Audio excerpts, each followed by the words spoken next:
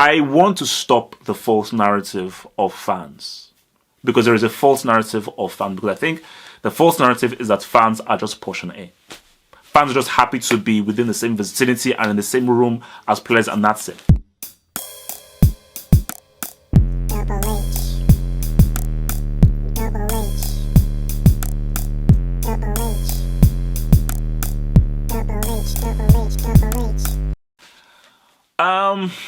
Let's talk, man. So this video is going to be about, obviously, my quick reactions to the best award and the winners, but it's also going to be a larger topic. So guys, this is going to be a long video because I think this video needs to happen, you know, and I think I may make some enemies with this video. It may be controversial, who knows, maybe not even be that controversial, but I think I've just got some things to get off my flipping chest. So let's start off first with this right now. The Puskas Award to Salah. Nah, sorry, like he didn't deserve to win that. That award deserved to go to either Cristiano or Bale. Personally, for me, I give it to Cristiano because that was technically the best goal. Although Bale's is a strong argument because it is a quality goal and he did it in a Champions League final. Salah's goal was nowhere near as good as Cristiano's or Bale's, but he was given that award because they knew that they were not going to give him the award for the best player, so that just give him something to go home with based on how he arrived and the whole fanfare that he arrived with. I thought Kasper Schmeichel was a bit unlucky losing out to Courtois, but Courtois made some amazing saves. He made some amazing saves at the World Cup, but Kasper Schmeichel was big time. The dude was flipping big time as well. So I wasn't it the same year that Courtois got like mesmerized by Messi in the Champions League. So the World FIFA Pro 11, Dani Alves over Dani Carvajal. I mean, did Dani Carvajal not play at all this year? I mean, I'm just saying. I mean, where is Dani Carvajal in this whole thing? De Gea breaks it at the World Cup. So how is De Gea in that World 11, but he wasn't in a shortlist for the best goalkeeper? So that should either be Courtois or Kasper Schmeichel. And I would argue that, okay, fine, you probably should give it to Courtois. Like, it would make sense if Courtois was in that World 11 and they could give Kasper Schmeichel the best keeper award. What else do we have? And yeah, look, Marta, well played. I think she's a legend for the women's game. Amazing player. Because I remember I've known her for a long time. I think what she's done in the women's game is revolutionary. Quality player. Great ambassador for women's for football. Just for football in general. She's just a good footballer. Not women's football, just a good footballer. And Modric, 100% he deserved to win. It's great that he won. And look, he's a deserved winner. He's a deserved winner because I think one of the best players at the World Cup, instrumental for Real Madrid, instrumental in the Champions League win, instrumental for taking Croatia to a final, quality player.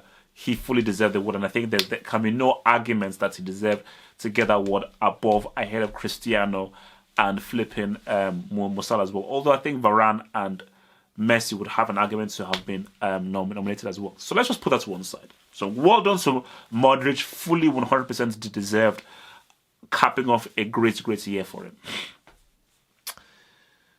The best award. So obviously, as you well know, if you follow me on Instagram and on Twitter, I did go to the best award.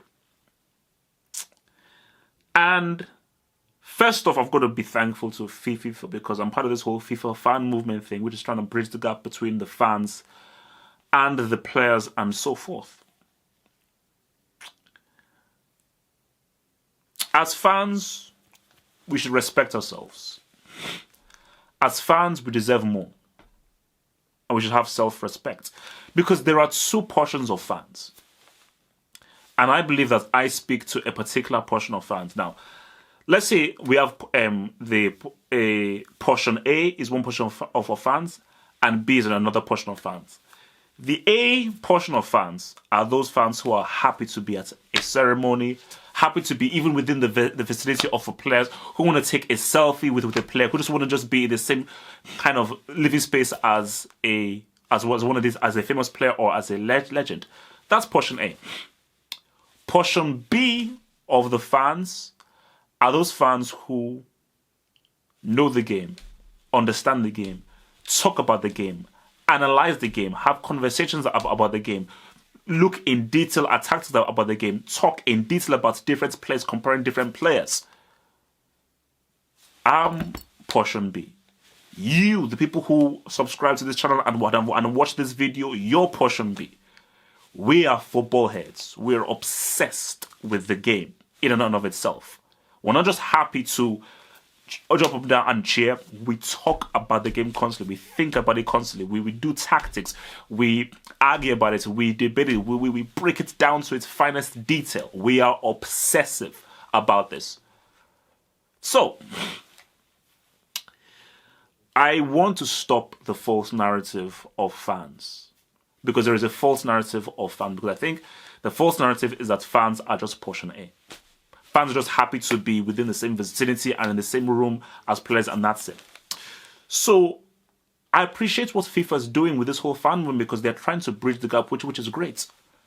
But if you really want to bridge the gap, why can't you have a forum that consists of the player talking to a group of fans where the fans can actually ask the player certain questions, and we can actually get into a discourse and a discussion between a said legend, a said player, and particular fans.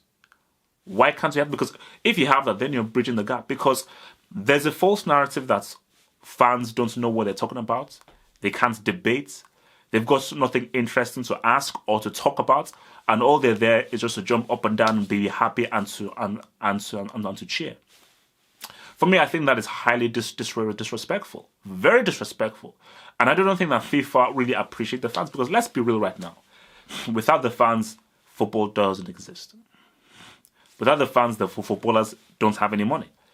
Because there's the fans who go to the game, buy the merch, and are the ones who consume. Because the reason why these players can get those sponsorship deals is because those sponsors, those that they have eyeballs on this player, that they have attraction of this player. And I think that people are abusing the benefits that they are getting of us. Self-respect. I know that the bulk of people who comment on this video, that are subscribed to me, can hold a conversation with any legend for as long as they want. Easily.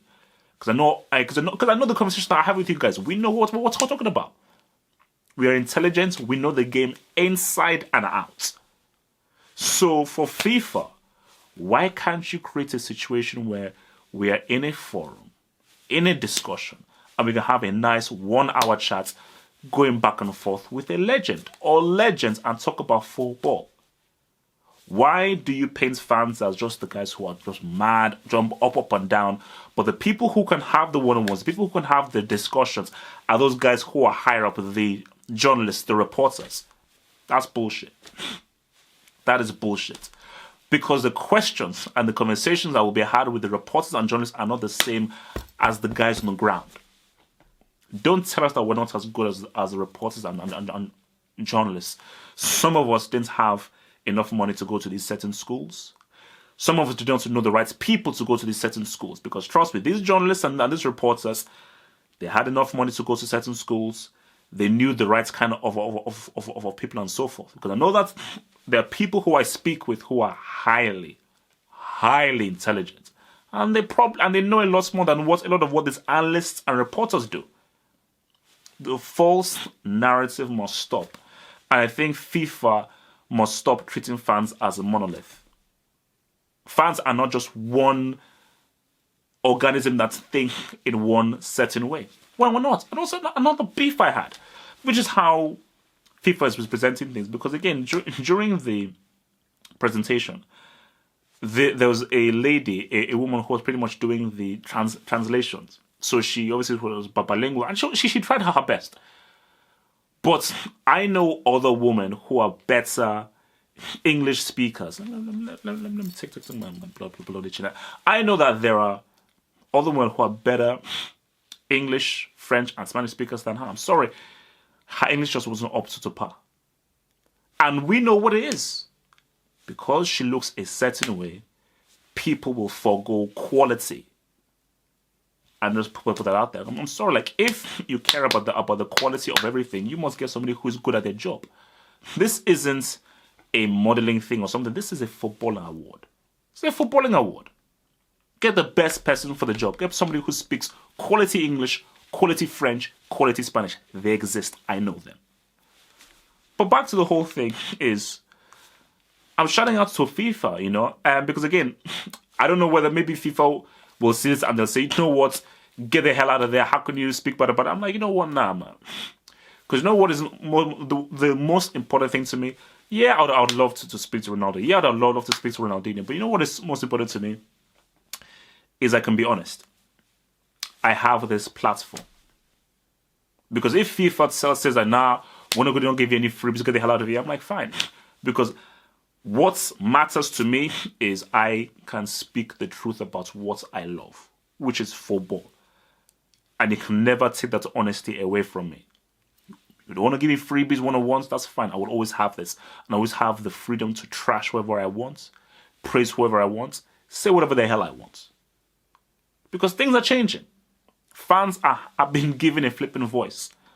And if FIFA doesn't want to give people like me and other people out there who I know are quality, they know how to debate, and people like you guys out there, you don't want to give us a forum to actually respect us and say, wait a minute, no, these fans know what they're talking about. They're not just emotional guys. No, you're making a very big mistake. Because for me, I find it insulting that you're not really appreciating what we bring. Why can't I have a one-on-one with a legend? Because I'm a fan? because I'm a football fan, you want me to jump up and down? To go all crazy? You want me to be a talking head? I'm not a talking head. I'm not a character. I'm not a YouTube personality. I'm not that. I'm a football analyst. You know, I'm sorry I am. I'm sorry I don't have the credentials. I didn't go to the right schools and to meet the right people. I don't give a damn. I'm a football analyst. And I know that I have a legion that is still growing who respects what I do. I know that I know what the hell I'm talking about. So yeah,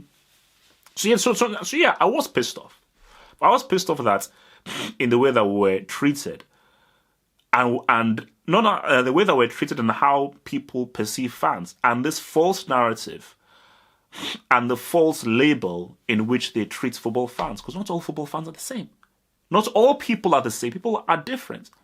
And that's why I say that there is portion L fans. So yep, they are those fans, which is all fine. And I respect who those fans are. But there are another portion of fans who are analysts, you know, who talk about the game analytically, who debates about the game analytically. And these people should be respected, because I'm tired of going to these events and journalists looking down at me. Press guys looking down at me, saying who the hell I am, giving me funny looks. Organizations giving me funny looks. Organizations putting me in a pack of, nah. Don't do that. And this is why that's the beauty of platforms like this, like YouTube, where it's like, you know, because without YouTube, I would never be able to have any opportunity like this, because I wouldn't have the money, the resources, all the organizations to be a football journalist or a football commentator. But the beauty is that this is 2018. It's the internet. Anyone can get it. Anybody can get it. You're not stopping Double H. You're not stopping Double H. Okay, look, I'm too Swiss. You're not stopping me. I'm sorry, you're not stopping me. People have tried to stop. I've tried to stop me. But you can't, and that's what I say. So I want you to put this to FIFA. Write to FIFA, I'll say to FIFA, say, you know what? Put your boy in a forum with these legends. Not just me, other fans as well, who talk about football and debate and analyze it. Give us one-on-ones. Give us a forum and respect the fans. Do not treat fans like a monolith. We're not all the same. We're not dumb. We're not stupid. We're not airheads. We're not just talking personalities or these stupid crazies. Okay? We are analysts. We know the game. We probably know the game better than those guys who are paid to talk about it. Show us some respect.